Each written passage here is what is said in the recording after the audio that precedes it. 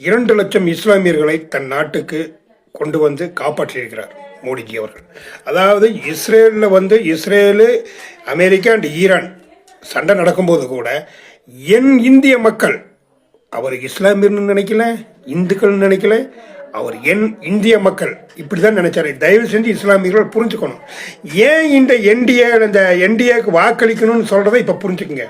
அதாவது இண்டி கூட்டணியில் இருக்கிற காங்கிரஸும் திமுகவும் இஸ்லாமியர்களை தன் வாக்கு வங்கிக்காக பயன்படுத்துகிறது. ஆனால் மோடிஜி அவர்கள் அப்படி அல்ல, எல்லாரையும் இந்திய மக்களாக நினைக்கிறார். அதுதான் நாங்கள் சொல்ற ஒரு வார்த்தை. 2 லட்சம் பேரை பத்திரமா கொண்டு வந்து நாட்டில் சேர்த்திட்டார். பரவாயில்ல விடுங்க, அது விட என்னமோ சொன்னாங்க. ஈரானில் சண்டை நடக்குது, ஹார்மோஸ் நீர்வீழ்ச்சியை மூடி அந்த இதை மூடிட்டாங்க, அதனால் இந்தியாவுக்கே ஒன்று. தற்குறிகளா? புரிஞ்சுக்குங்க முதல்ல. அதாவது நமது பிரதமர் ஒரு ஃபோன் பண்ண போதும் எந்த நாடுமே அவருடைய கண்ணசைவுக்கு அசையும். அந்த மாதிரி தான் நம்ம வெளியுறவுத்துறை கொள்கையை அப்படி வச்சிருக்காரு. அந்த மாதிரி தான் இன்னைக்கு நம்ம இந்தியா, அதாவது சீனா கப்பலும் சரி, இந்தியா கப்பலும் சரி, தைரியமாக அந்த ஜலசந்தி வழியில் வந்துட்டு இருக்குது. 2வது இப்போ அர்ஜென்டினா, அர்ஜென்டினா எத்தனையோ லட்சம் டன் எல்பிஜி கேஸை நம்மளுக்கு இந்தியாவுக்கு அனுப்பிடுச்சு. இப்போ என்ன பண்ண போறீங்க?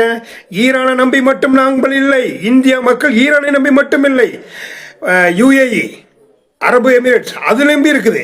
ஆனால் இவைகள் மட்டும் இல்லை, அர்ஜென்டினாவையும் நம்பி இருக்குது. அப்போ ஒரு நாட்டில் ஒன்று இல்லைன்னா இன்னொரு நாடு இப்போ பெட்ரோல் டீசல் தரமாட்டேன்னாங்க இந்த உடனே என்ன பண்ணாரு? ரஷ்யாவிலிருந்து 7 கப்பலை வாங்கி நம்ம நாட்டுக்கு கொண்டு வந்து இறக்கிட்டாரு. இப்போ எல்பிஜி கேஸ் குடோனில் ரொம்ப கிடக்குது. ஆனால் இன்னும் ஹோட்டல்களுக்கு கொடுக்க மாட்டார். ஏன்னா நீங்கள் 408 கோடி ரூபாய் வருமானத்தை மறைச்ச இந்த ஹோட்டல்காரங்களுக்கு அவ்வளோ சீக்கிரம் தரமாட்டார். நீங்கள் அந்த பணத்தை பூரா கட்டுங்க, அப்புறம் நாங்கள் இது பண்ணிக்கிறோம் அப்படின்னு நிறுத்தி வச்சிருக்காரு. இருந்தாலும் இன்னைக்கு கேஸ் தட்டுப்பாடோ இல்லை, அதாவது வீட்டுகளுக்கு கேஸ் தட்டுப்பாடோ, பெட்ரோல் டீசல் எதுவுமே இல்லை.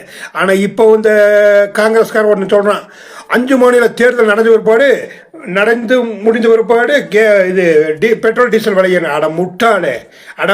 முட்டாள் காங்கிரஸ் தலைவர் ராகுல் காந்தி, நீங்க ஒரு முட்டாள். இன்னுமே சொல்றேன் பாருங்க, இந்தியாவில் 140 கோடி மக்களையும் இரவு பகலாமல் பார்த்து கொண்டிருப்பவர் மோடிஜி அவர்கள். நீ அந்த நம்ம பாராளுமன்றத்தில் அந்த படிக்கட்டில் உட்காந்து பிஸ்கட் சாப்பிட்டு ரொட்டி சாப்பிட்டு உட்காந்துரு. உனக்கு வேற ஒன்றுமே உனக்கு தெரியாது. இன்னும் எல்லாம் எதிர்கட்சிங்கிறத விட எதிரி கட்சி. அதாவது அமெரிக்காவில் இருக்கிற ஜார்ஜ் சோரஸ் கூட சேர்ந்துக்கிட்டு நீ நாட்டை எப்படியும் நாசம் பண்ணணும்னு நினச்சிட்டு இருக்கிற ஒரு எதிரி கட்சி தானே நீ.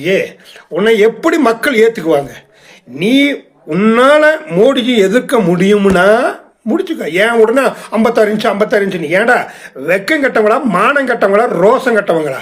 நீங்கள்லாம் 56 இன்ச்சுன்னு என் தலைவன் மோடியை கிண்டல் பண்ணுறீங்களா? அந்த 56 இன்ச்சு தான் இன்னைக்கு உலகத்துக்கே தலைவனாக இருக்கிறார். ஜெய் மோடி சர்க்கார், ஜெய் அமித்ஷா தர்பார்.